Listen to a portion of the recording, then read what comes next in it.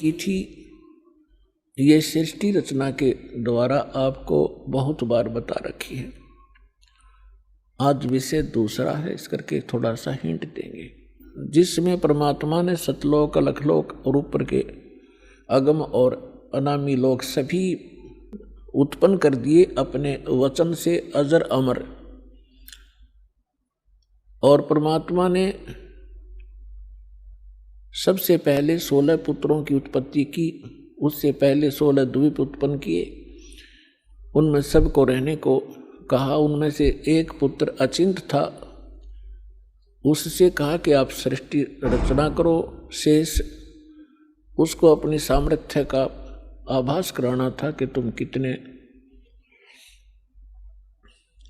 सक्षम हो और क्या कर सकता है प्राणी परमात्मा के अतिरिक्त। तो उसने अपने वचन से अक्षर पुरुष की उत्पत्ति की।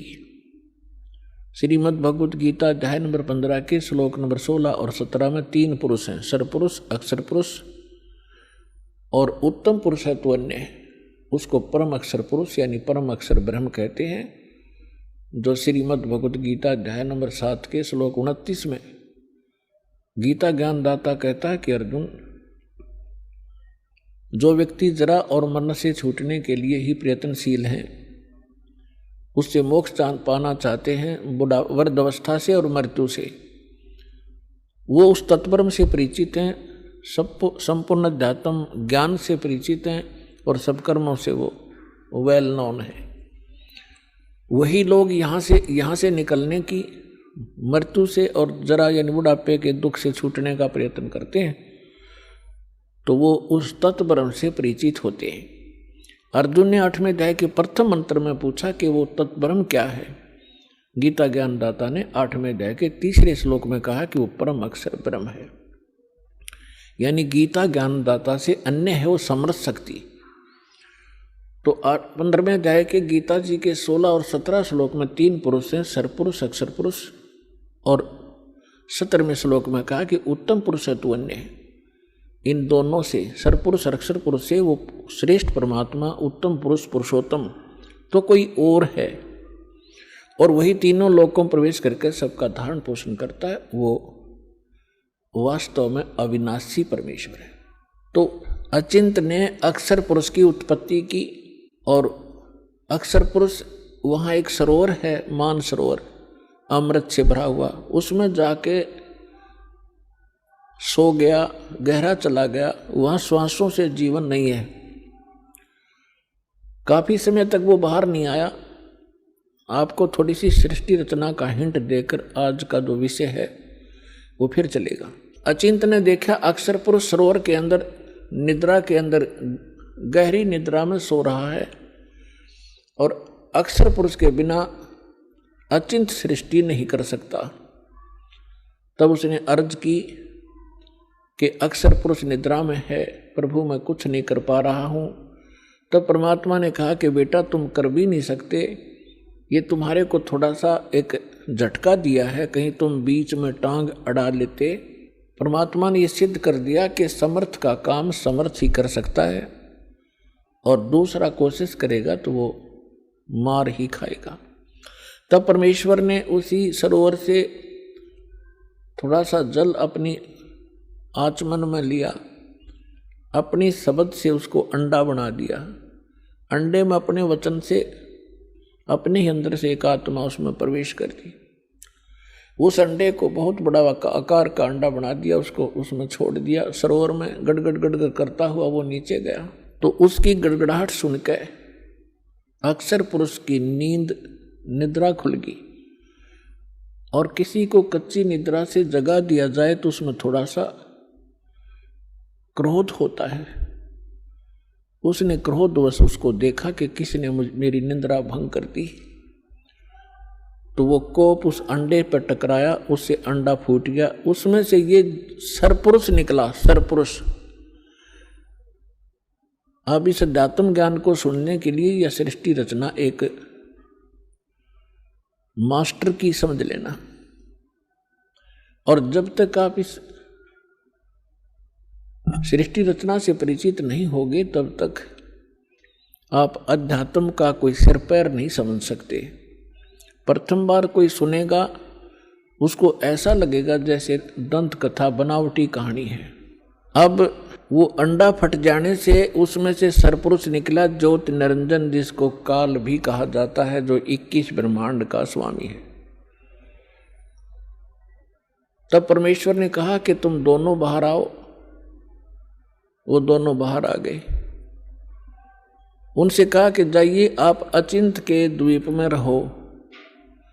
एक स्थान तीनों को दे दिया, अचिंत, सरपुरुष और अक्षर पुरुष। उसके पश्चात परमेश्वर ने स्वयं शेष रचनाएं की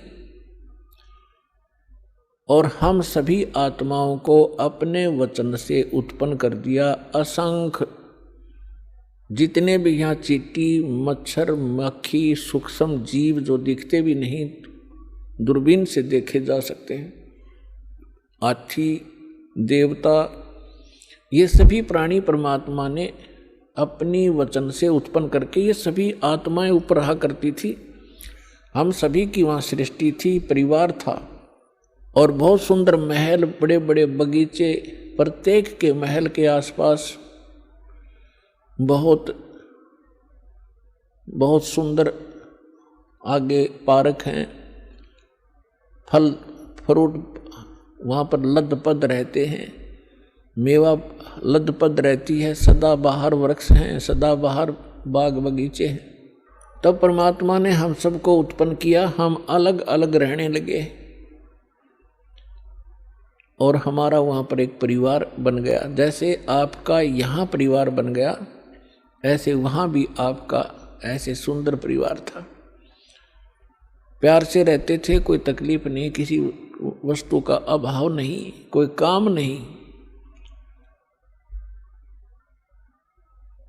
तो फिर कुछ समय के उपरांत काफी समय बीत गया था, तो इस ज्योति निरंजन सरपुरुष के मन में एक खुरापात उत्पन्न हुआ।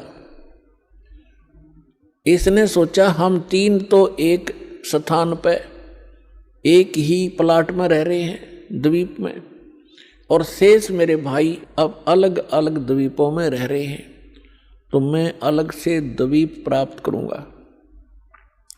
इसने अलग से स्थान प्राप्ति के लिए तप शुरू किया, एक पैर पे खड़ा होकर। एक पैर पे खड़ा होकर के इसने तप किया, कभी उस पैर को रख ले, कभी उसको, और हम फिर इसके जाल में कैसे फंसे।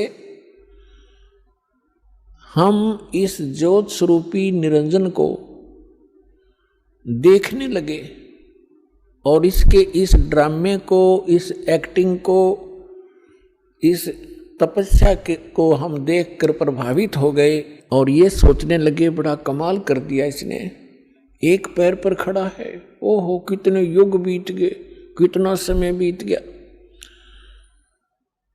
तो ये समझ, आज हमारे अंदर भी एक ऐसी प्रेरणा, ये धारणा या कमजोरी आज भी विद्यमान है। जैसे कोई एक्टर, कोई हीरो या हीरोइन, अभिनेता, अभिनेत्री, आप उसको देखते हैं, फिल्म वगैरह देखते हैं उनकी, तो उनसे इतने प्रभावित हो जाते हैं ये जवान नौजवान बच्चे, लड़के या लड़कियां, और वो कभी यहाँ आजा बरवाला में या हिसार में, तो ये नादान बालक है, उसको देखने के लिए वहाँ कई हजारों की संख्या में इकट्ठे हो जाएंगे और वो अपनी रोजी रोटी के लिए चटक मटक करते हैं और ये फजूल में मुफ्त में डले ढोने के लिए उसको देखने जाते हैं, उन पर इतने आसक्त हो जाते हैं और उनको अपना फेवरेट हीरो और हीरोइन बोलते हैं।